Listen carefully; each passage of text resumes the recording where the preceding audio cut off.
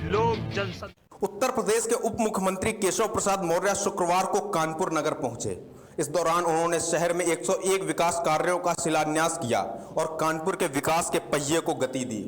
इसके बाद वह बंगाल से लेकर उत्तर प्रदेश के विपक्षी दलों पर जमकर बरसे। बंगाल चुनाव पर चुटकी लेते हुए बोले कि वहां मुख्यमंत्री ममता बनर्जी बौखलाई हुई हैं। भाजपा बंगाल में 200 से ज्यादा सीटें जीतने जा रही है।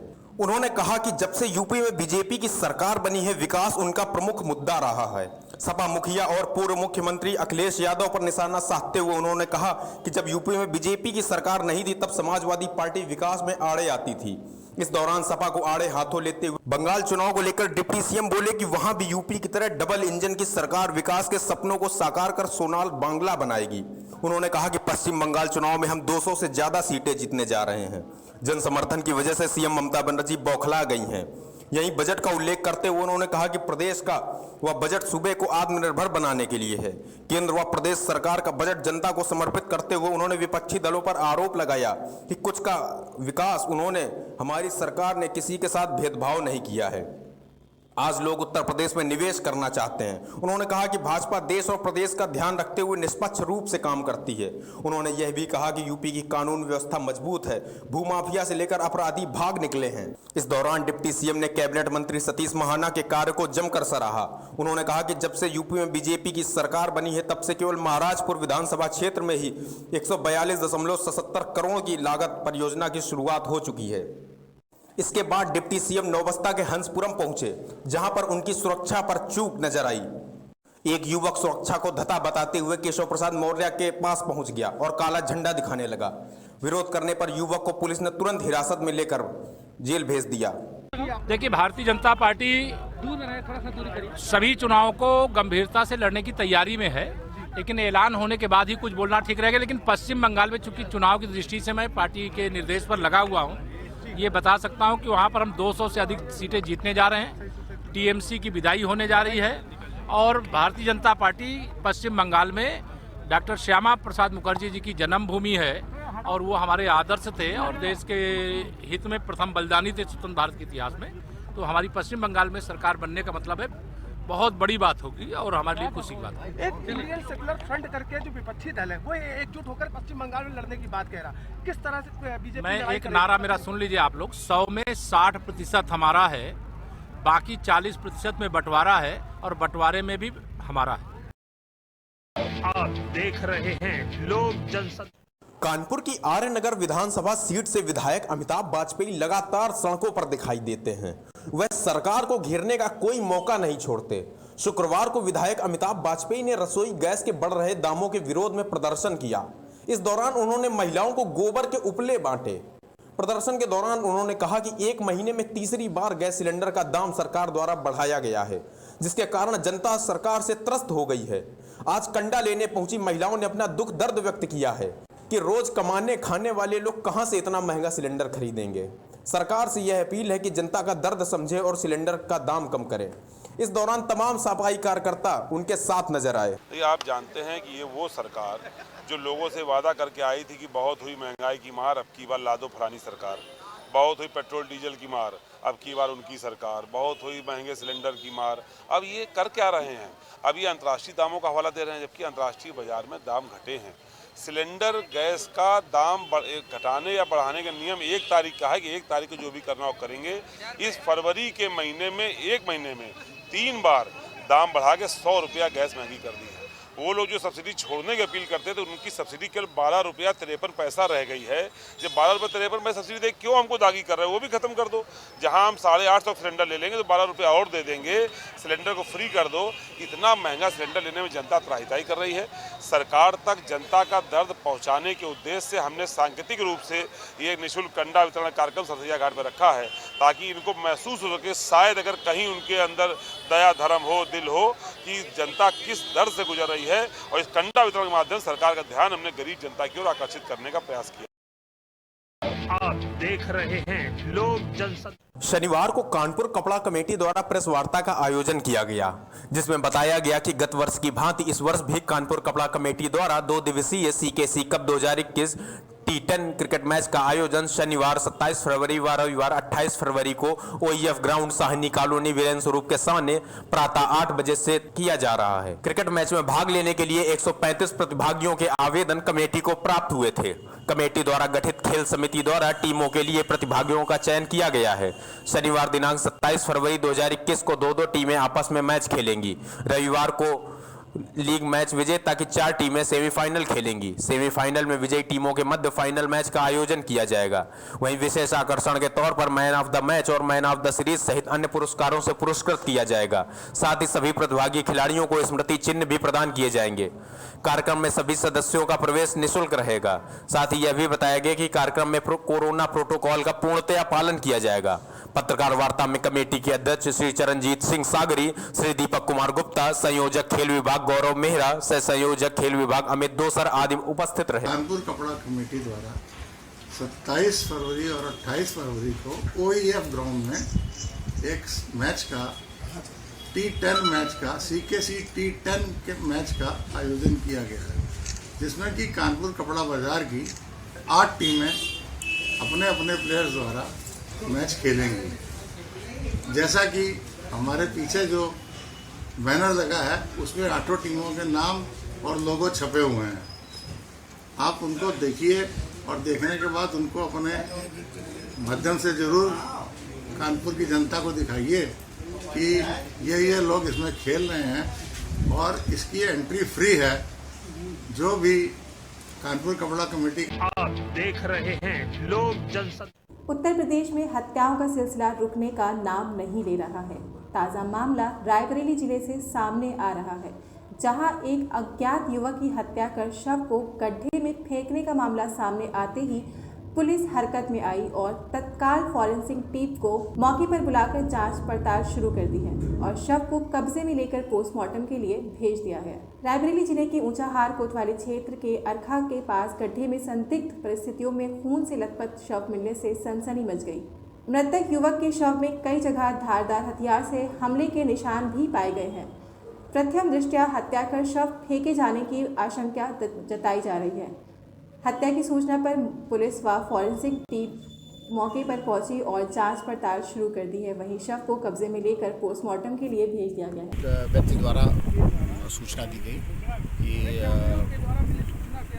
ये नेशनल हाईवे जो हमारा जा रहा है इलाहाबाद, उससे थोड़ी दूर पर एक शव है, अंदर एक सड़क कटी हुई है, उस पर मिला है। इस सूचना पर हमारे इंस्पेक्टर ऊंचाहार तत्काल मौके पर पहुंचे। फॉरेंसिक साइंस की टीम भी यहाँ पहुंच गई है और उन्होंने इसका मौका मुआयना किया और उस पर चोट के निशान हैं, जिससे उसकी मृत्यु हुई है। और पूरी जानकारी के लिए कि क्या मृत्यु का कारण है और किन चोटों से उसकी मृत्यु हुई, पंचायतनामा भरा के लाश को पोस्टमार्टम के लिए भिजवाया गया है। आप देख रहे हैं लोक जनशक्ति। जनपद सुल्तानपुर के बल्दी राय पुलिस को मिली बड़ी सफलता। अंतर जनपदीय छात्र चोर चढ़ा पुलिस के हत्थे। मोबाइल फोन व लैपटॉप के साथ लगभग 3 लाख रुपए तक का कीमती सामान भी हुआ बरामद। बता दें कि बीते 23-24 फरवरी की रात सुल्तानपुर जिले के थाना बल्दी राय क्षेत्र के पारा चौराहे पर 4 दुकानों से लाखों का माल और नकदी पार हो जाने से सुल्तानपुर पुलिस की कार्य प्रणाली पर गंभीर सवाल खड़े हुए थे। इस घटना से व्यापारियों में भारी रोष उत्पन्न हो गया था, जिसके बाद पुलिस व फॉरेंसिक टीम डॉग स्क्वाड के साथ निरीक्षण कर जांच में जुट गई थी। शुक्रवार को पुलिस अधीक्षक ने मामले का खुलासा कर दिया। पुलिस ने चोर को पकड़ते हुए मोबाइल फोन व लैपटॉप के साथ 3 लाख रुपए तक का सामान भी हुआ बरामद। पुलिस अधीक्षक डॉक्टर अरविंद चतुर्वेदी ने बल्दी राय पुलिस टीम को उनकी मेहनत व सफलता को देखते हुए 5,000 रुपए का नगद पुरस्कार दिया। पुलिस के मुताबिक पकड़े गए शातिर चोर ने बताया कि मैं दिन में साइकिल से दुकानों को चिन्हित कर लेता था और रात में लोहे की रॉड से घटना को अंजाम देता था। वहीं इस खुलासे से व्यापारियों ने पुलिस की भारी प्रशंसा की। बल्दी राय थाना क्षेत्र में अभी 23/24 की रात को पारा बाजार चौराहे के पास एक मोबाइल की दुकान पे चोरी हुई थी, जिसमें 81 मोबाइल चोरी हुए थे, एक लैपटॉप, एक LCD और दुकान पर रखा हुआ कुछ अन्य अनाज संबंधी सामान भी चोरी हुआ था। इस घटना पर भी इंस्पेक्टर प्रभारी बल्दी राय ने बड़ी मेहनत से काम किया।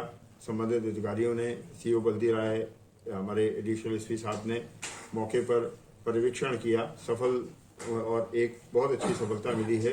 100% सामान बरामद हुआ है। 81 मोबाइल फ़ोन जिनकी कीमत लगभग 2 लाख रुपए, एक LCD 80 सेंटीमीटर का जिसकी कीमत 45,000 रुपये, एक अदद लेनोवो का लैपटॉप 40,000 रुपये कीमत व अन्य कुछ सामग्री बरामद हुई है।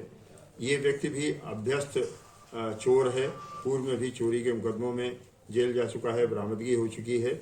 इसको गिरफ्तार करके ये सामान बरामद किया गया है। इस टीम को भी 5,000 रुपये नगद पुरस्कार दिए जाने की घोषणा करता हूँ। आप देख रहे हैं लोक जनशक्ति। खबर जनपद लखीमपुर खीरी के खीरी थाना क्षेत्र के ग्राम सढ़ौना की है, जहां पर लगभग 15 वर्षीय नाबालिग बालिका 19 फरवरी को दोपहर से घर के लिए निकली थी। उसके बाद से वह अपने घर नहीं लौटी है। शाम तक घर न लौटने पर परिजनों ने तलाश शुरू कर दी। रिश्तेदारों में तलाश के बाद जब बालिका नहीं मिली तो परिजनों ने 22 फरवरी को खीरी थाने में लिखित तहरीर देकर गुहार लगाई थी, लेकिन अभी तक बालिका का कोई सुराग नहीं लगा है। परिवारी जन थाने के चक्कर काट रहे हैं। वहीं पुलिस की लापरवाही देखकर परिजनों में नाराजगी बढ़ रही है। मामला ये है कि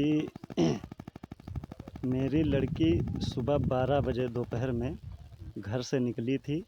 मैं जा रही हूँ अपनी दादी के पास स्कूल ना पहुँचते हुए वो पता नहीं कहाँ चली गई। जब हमने तलाश किया तो हमें नहीं मिली। स्कूल गए, फिर इधर उधर देखा, उसके बाद हमको नहीं मिली तो हम इधर उधर दाहिने बाएं रिश्तेदारी ये सब देखने लगे, वहाँ भी नहीं पता चला। तब हमने थाने में तहरीर दी, खीरी थाने में। पुलिस ने कार्रवाई अभी तक तो कोई नहीं की, 7 दिन हो गए हैं। बाकी ये कह रही कि हम तलाश कर रहे हैं और आप भी तलाश कीजिए। लड़की की उम्र 15 साल पूरी है, 16वीं साल चल रही है। आप देख रहे हैं लोक जनशक्ति। जनपद सीतापुर के मिश्रिक नैमिषारण्य थाना क्षेत्र के अंतर्गत ग्राम श्रीनगर जोगी बाबा बाजार के पास बीती रात 3 लोगों द्वारा एक महिला के साथ गैंगरेप करने के बाद जिंदा जलाकर मार डालने के लिए किए गए असफल प्रयास की घटना ने क्षेत्र में ही नहीं बल्कि समूचे जनपद में सनसनी फैला दी है। मरणासन स्थिति में महिला को यहां सामुदायिक स्वास्थ्य केंद्र के इलाज के लिए प्रदेश मुख्यालय रेफर कर दिया गया है। इलाकाई पुलिस सहित जनपद के कई अपर पुलिस अधीक्षक ने यहां सामुदायिक स्वास्थ्य केंद्र पर आकर मातहतों को घटना खुलासे के कड़े निर्देश दिए हैं। गौरतलब है कि ग्राम कुर्सी स्थित अपनी ससुराल से मायके ग्राम बसीडीह थाना कमलापुर जाने के लिए कल बृहस्पतिवार को निकली थी। सिंघौली पहुंचने के बाद वहां से गुमराह होकर मिश्रित आने वाली बस में बैठा दिया और श्रीनगर गांव के समीप जोगी बाबा बाजार सिंघौली पहुंचने के बाद वहां से गुमराह होकर मिश्रिक आने वाली बस में बैठा लिया और श्रीनगर गांव के समीप जोगी बाबा बाजार के पास उतरी हुए पैदल वापस अपनी ससुराल जा रही थी। तभी बाजार के पास कथित रूप से रामकृष्ण नामक व्यक्ति ने ठेलिया लगाकर उससे मिल गया और वह घर तक भेज देने की बात कहकर उसे ठेलिया पर बैठा लिया। उसके बाद 2 साथी और ठेलिया पर सवार हो गए तथा जोगी बाजार के पास खेत में उसके साथ सामूहिक रूप से दुराचार किया गया। विरोध करने पर कई ज्वलनशील पदार्थ डालकर उसके गुप्तांग सहित पैरों को जला दिया गया तथा बेहोश हो जाने पर उसे मृत समझकर मौके से फरार हो गए। आज सुबह जोगी बाजार के पास शौच करने के लिए खेतों में गई महिला ने कराहते हुए उसे मरणासन स्थिति में देखा तो यह बात ग्रामीणों को बताई। आनन फानन में वहां ग्रामीणों का जमघट लग गया। महिला के मायके के लोग भी घटनास्थल पर आ गए। सूचना पर पहुंची पुलिस ने 108 एम्बुलेंस से सामुदायिक स्वास्थ्य केंद्र मिश्रिक इलाज के लिए लाया गया। तब तक अपर पुलिस अधीक्षक नरेंद्र प्रताप सिंह भी मौके पर आ गए और बंद कमरे में इलाजरत महिलाओं एवं परिजनों से गुफ्तगू करने के बाद गंभीर हालत के कारण उसे लखनऊ चिकित्सालय के लिए रेफर कर दिया गया। अधिकारी और पुलिस कर्मियों सहित चिकित्सालय स्टाफ भी पत्रकारों को सटीक जानकारी देने से कतराता रहा। फिलहाल मामला क्षेत्र में काफी चर्चा का विषय बना हुआ है। वहाँ पर कढ़िले जो ठेलिया चलाता है, रामकृष्ण पुत्र कढ़िले जो ठेलिया चलाता है, वो जा रहा था, उसको इसने हाथ दे करके रोका और उसके साथ उसके ठेलिया पर उसके घर चली गई। घर पर रामकृष्ण अपने पुत्र और बहू के साथ रहता है। वहाँ पर ये रात में कहीं निकल गई, जैसा कि रामकृष्ण ने बताया है। ये सूचना दोपहर बाद मिलने के बाद इसकी घटना की पूरी जानकारी करने के लिए कई टीमें लगाई गई हैं। प्रथम दृष्टया उसके पति ने ये भी बताया है कि ये महिला मिर्गी रोग से ग्रसित है और इसका इलाज 3 साल पहले से चल रहा है। ये महिला को दौरे भी आते हैं और इसी दौरे में 3 साल पहले ये खाना बनाते समय आग में काफ़ी झुलस गई थी, जिसका उपचार अब भी चल रहा है। आप देख रहे हैं लोक जनशक्ति। मोहम्मद साहब के दामाद और शिया समुदाय के पहले इमाम हजरत अली के जन्म दिवस के मौके पर लखनऊ में कई इलाकों में लंगर का आयोजन किया गया, जिसमें बड़ी संख्या में लोगों ने खाना खिलाया गया। इस खास मौके पर लोगों ने एक दूसरे को हजरत अली के जन्मदिवस पर बधाइयां दी। गौरतलब है कि इस्लाम धर्म के हजरत अली का अहम किरदार माना जाता है। शिया समुदाय हर साल की तरह इस साल भी चांद की तारीख 13 रजब के मौके पर हजरत अली का जन्मदिन धूमधाम से मना रहा है। हजरत अली के जन्म दिवस के मौके पर शिया समुदाय की विभिन्न संस्थाओं के कई इलाकों में लंगर का बड़े पैमाने पर आयोजन किया गया, जिसमें बड़ी संख्या में गरीबों को खाने पीने के सामान बांटे गए। इसके अलावा हजरत अली की शान में कई महफिलों और कार्यक्रम का भी आयोजन किया गया, जिसमें शिया समुदाय के साथ साथ विभिन्न धर्मों के लोगों ने शिरकत की। हजरत अली मोहम्मद साहब के दामाद शिया समुदाय के पहले इमाम और मुसलमानों के चौथे खलीफा के रूप में जाने जाते हैं। हजरत अली ने लोगों को आपस में प्यार, मोहब्बत और शिक्षा हासिल करने पर विशेष जोर दिया था। हजरत अली के चाहने वाले हिंदुस्तान में नहीं बल्कि विदेशों में भी बड़ी संख्या में पाए जाते हैं। लंगर का इंतज़ाम अंजुमन रौनक-ए-दीन इस्लाम की जानिब से किया जाता है। आज 13 रजब क्योंकि मौला अली हज़रत अली अलैहिस्सलाम जिनकी काबे के अंदर आज के दिन विलादत हुई थी, उनका जन्म दिवस मनाया जाता है पूरे उसमें।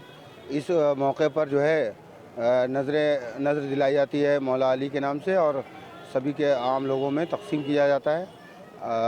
ये अंजुमन रौनक-ए-दीन इस्लाम जो यहाँ लखनऊ की एक मातमी अंजुमन है, उसकी तरफ से ये प्रोग्राम होता है। आप देख रहे हैं लोक जनशक्ति। मैनपुरी के बेवर थाना क्षेत्र के मझोला पुल के पास एक व्यक्ति का हाईटेंशन लाइट के खंभे पर शव लटका होने से हड़कंप मच गया। मालूम चला कि यह शव एक मजदूर का है जो 3-4 दिन पहले ही काम पर आया था। बता दें, हाईटेंशन लाइन में ट्रांसमिशन का कार्य चल रहा है, जिसमें एक मजदूर कुछ दिन पहले कार्य करने आया था। अचानक उसकी संदिग्ध परिस्थितियों में शव लटका मिला, जिसकी सूचना पर पहुंची पुलिस ने शव को कब्जे में लेकर पोस्टमार्टम के लिए भेजा। आप देख रहे हैं लोक जनशक्ति। जबरन मेरे पकड़ी ना, मेरे कपड़े भी फाड़ दी और मेरे कपड़ों के अंदर इधर उधर गुलाल लगाने लगे।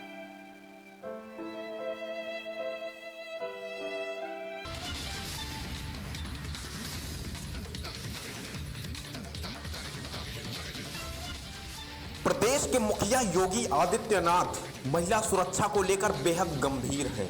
उनकी बातों में, भाषण में लगातार महिलाओं की सुरक्षा और अस्मिता का जिक्र होता है। इन दिनों प्रदेश भर में मिशन शक्ति के तहत नारी को संबल प्रदान करने के लिए तमाम तरह के कार्यक्रम चलाए जा रहे हैं, लेकिन इन सब के बावजूद प्रदेश में महिलाओं पर हो रहे अपराधों पर कमी नहीं आ रही है। इसका एक बड़ा कारण है पुलिस की लापरवाही। ऐसा ही एक मामला कानपुर से आया है, जहां एक 12 साल की बच्ची से बलात्कार का प्रयास किया जाता है। उसकी मां पीड़िता के साथ थाने में भटकती रहती है, लेकिन इसके बावजूद आरोपी खुलेआम घूम रहे हैं। बजरिया थाना क्षेत्र के कंघी मोहाल में एक व्यक्ति के घर में घुसकर 12 साल की बच्ची से बलात्कार करने की कोशिश करता है, जिस पर बजरिया थाने में शिकायत दर्ज कराई जाती है, लेकिन इसके बावजूद कोई कार्रवाई नहीं होती, जिस पर कोर्ट के आदेश के बाद पॉक्सो के तहत मामला दर्ज करने के आदेश दिए जाते हैं। इसके बावजूद बलात्कार, मारपीट और तोड़फोड़ करने वाले 4 आरोपी बजरिया थाना पुलिस की कृपा से खुलेआम घूम रहे हैं, वो भी तब जब इन क्रिमिनल्स के खिलाफ कोर्ट के आदेश पर पॉक्सो और दूसरी धाराओं पे मुकदमे दर्ज हैं। आरोपियों की गिरफ्तारी तो दूर, बजरिया थाना और सीसामऊ सर्किल पुलिस पीड़ित किशोरी के मां बाप को हफ्तों से यूं ही टरका रही है। इतना ही नहीं, आरोपियों ने पेशबंदी में पीड़ित किशोरी के पिता और परिचितों पर हत्या के प्रयास का फर्जी मुकदमा भी दर्ज करवा दिया है, जो बाद में पुलिस की जांच में फर्जी निकला। लेकिन इस मुकदमे के कारण 11 दिन लगातार थाने में रखकर पीड़ित को प्रताड़ित किया गया। अब एक गरीब सिलाई कारीगर के इस परिवार को आरोपी क्रिमिनल समेत कुछ पुलिसकर्मी भी मुकदमा वापसी के लिए डरा धमका रहे हैं। जब हम अपना हिंदी का पेपर दे के आ रहे थे 11/3/2020 को, तो आमिर हमको पहले बहुत गंदे गंदे इशारे करता था, और जब हम अपना पेपर दे के आ रहे थे उसने हमको ज़बरदस्ती पकड़ लिया था, और जब हमने चिल्लाया तो उसने छोड़ के भाग गया। जब हमने घर आए, हमने अपनी अम्मी से शिकायत करी उनकी, तो मेरी अम्मी और हम गए उनके घर शिकायत करने। उनके चचा तहजीब और आज़ाद से उनकी शिकायत करी, तो वो उल्टा खुद गालियाँ बकने लगे गंदी गंदी, और कहने लगे अगर ये बात कही तुमने बाहर बताई, तुम्हारे पूरे घर वालों को जान से मरवा देंगे। और कहने लगे तेरी शक्ल ऐसी करेंगे कि कहीं मुँह दिखाने के लायक तू नहीं रहेगी, और कहने लगे कि जाए तेरे पूरे घर वालों को जान से मरवा देंगे। और फिर मेरा साइंस का पेपर 16/3/2020 को था, तो हम उसकी 15/3/2020 को तैयारी कर रहे थे। मेरे घर के नीचे उनका भी घर है 5वीं मंजिल पे। तो तहजीब और आज़ाद नशे की हालत में मेरे घर में घुस गए। मेरे घर का सामान सब तोड़ा फोड़ी करते हुए मेरे घर में घुस गए और जब हमको अकेला पड़ता देखी तो वो मेरे कपड़ों के अंदर गुलाल लगाने लगे। जब हमने चिल्लाया तो वो मारने लगे, मुँह दबा दी। जब हमने रोने लगा चिल्लाया तो मुँह दबा दी और मारने भी लगे। कहने लगे अगर अभी ज़्यादा चिल्लाएगी तो तुझे भी मारी डालेंगे सब। वैसे ही मेरी अम्मी पापा और मेरी बड़ी वाली अप्पी आई, वो मार भी रहे थे, उल्टा मुँह भी दबा दी। और मेरी अम्मी और मेरी अप्पी और पापा जैसा ही आए तो वैसे ही मेरी अम्मी को वो धक्का देते हुए धमकी देते हुए तहजीब आज़ाद धमकी देते हुए गाली बकते हुए उतर गए कि अगर ये बात कहीं बाहर पहुँचाई तो तुम्हारे पूरे घर वालों को जान से मरवा देंगे। और 11/2/2021 को हम और मेरी अम्मी नए वाले घर में जा रहे थे तो फिर उनके मेरे घर के नीचे तहजीब का भी घर है। तो तहजीब और 3-4 लोग और खड़े थे वहीं। तहजीब ने ज़बरदस्ती रोका, कहने लगे साली मुकदमा ये वापस ले ले, मेरे हाथ में पुलिस है, मेरा कोई कुछ नहीं कर पाएगा। सर हमको डर लगा रहता है, हम स्कूल भी कई दिन से नहीं जा रहे। हमको डर लगा रहता है लोग बदमाश लोग आएंगे, कब न कब पकड़ लें, क्या कर लें, इसी वजह हम स्कूल भी नहीं जा रहे हैं, कहीं भी बाहर नहीं निकल रहे हैं। सर मेरी बेटी भी स्कूल जाती थी तो मोहम्मद आमिर नाम का व्यक्ति उसको गंदे गंदे इशारे और भद्दी बातें बोलता था, कमेंट्स कसता था। फिर मेरी बेटी कुछ नहीं बोलती थी, आती जाती थी, उसके बाद यही सब करता रहता था। घर से स्कूल तक के रास्ते में आने जाने में हैरेसमेंट करता था, सरेआम छेड़खानी करता था। जी सरेआम छेड़खानी कर गंदे गंदे इशारे करता था। फिर ये पेपर दे के आ रही थी तो इसका हाथ पकड़ लिया, हाथ पकड़ के इससे बदतमीजी करना चाहिए। लड़की मेरी चिल्लाने लगी, रोने लगी, तो गाली बकता हुआ धक्का देता हुआ भाग गया। फिर मेरे घर में मेरी बीवी मेरी बिटिया इनके घर शिकायत, मोहम्मद आमिर के घर शिकायत करने गई तो वहाँ तहजीब आज़ाद मिले। तो उनके चचा हैं सगे मोहम्मद आमिर के, तो उनसे मोहम्मद आमिर वो लड़का है जो आपकी बेटी से छेड़खानी लगातार और बदसलूकी करता था सड़क पर। जी सर जी। तो मेरी बीवी मेरी बिटिया ने उनसे शिकायत की तो उनको वो भी गंदी गंदी गालियां देने लगे, कहने लगे कौन तहजीब और आज़ाद जी कि तुम लोग के समझ में नहीं आ रहा, तुम लोग ये झूठा इल्जाम लगा रही हो और यहाँ से चली जाओ ना, तुम लोग को भी कहीं मुंह दिखाने के काबिल नहीं करेंगे, तुम लोग के साथ बहुत खराब काम करेंगे और जान से तुम लोगों को मरवा देंगे। फिर मेरी बेटी परीक्षा की तैयारी कर रही थी, 16 को परीक्षा थी, 15 को घर पे ऊपर, तो 5वीं डेट बताएं। 16/3/2020 को जी इसकी साइंस का पेपर था पिछले साल। तो 15/3/2020 को ये तैयारी कर रही थी। तो उस तैयारी करते समय ये तहजीब और आज़ाद, नीचे ही उनका एक मकान है जिसमें दूसरी बीवी इनकी एक रहती है तहजीब की, तो नीचे ही षड्यंत्र रच के इसको अकेला पा के धक्का दे के दरवाजे में अंदर घुस गए, सामान को सब तहस नहस कर दिया और इसके साथ बदसलूकी की। जी अकेली पढ़ रही थी तो हम लोग भी आ ही रहे थे, लेकिन कुछ मेहमान आ गए थे, इस वजह से हम लोग नहीं आ पाए, साथ में ही आया। तो हमने कहा बेटा आप चलो, अभी हम लोग आ रहे हैं। तो हम लोग उसके बाद आए तो कहने मतलब ये सर कि ये इसके साथ मतलब गलत व्यवहार किया और गलत जगह इनके रंग लगाने लगे, इसकी इज्जत पे हमला करने की उन्होंने कोशिश कर डाली। जब मेरी बेटी चिल्लाई और रोने लगी तो इसका मुंह दबा दिया, मुंह दबा के इसको मारा, कहा कि जो है कि अभी तूने ये सब किया है, अगर चिल्लाई तो तेरा गला दबा के मार डालेंगे और तेरे पूरे परिवार सहित तुम सबको मरवा डालेंगे।